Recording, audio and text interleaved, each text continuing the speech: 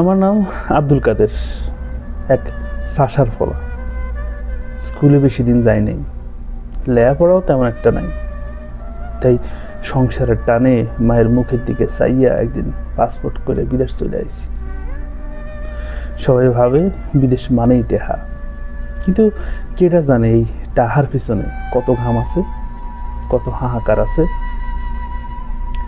আমি যে কাম করি ওখানে সূর্য ওঠার আগেই উঠতে হয়, গরমে শরীর পুইরা যায়, তবু মুখে হাসি রাখি, কারণ মায়ের জন্য, বউয়ের জন্য, বাচ্চার স্কুলের ফিসের জন্য এত কষ্ট করতে আসছে।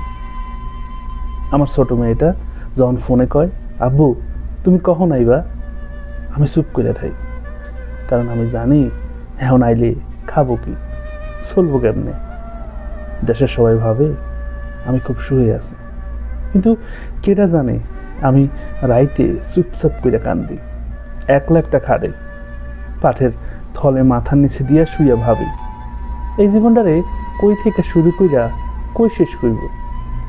অনেক সময় ফোন দিতেও ভয় লাগে, কারণ ওরা শুধু কয় আর কত কষ্ট করবা, কিন্তু আমি কই এই আর 1 বছর, তারপর চলে আমো।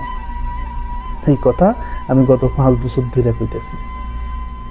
বিদেশে আমি একলা মানুষ, নামে আমি প্রবাসী, আসলে আমি ভাসমান মানুষ, কারণ এই দেশ আমার না, আর নিজের দেশেও আমি মেহমান হইয়া গেছি। প্রতি ঈদে আমি ছবি দেখি, আমার বাড়ির সবাই হাসতেছে, খাইতেছে, আনন্দ করতেছে, আর আমি ভিডিও কলে তাহাইয়া থাকি। মনের ভেতরটা বলে উঠতে চায় আল্লাহ আর কতদিন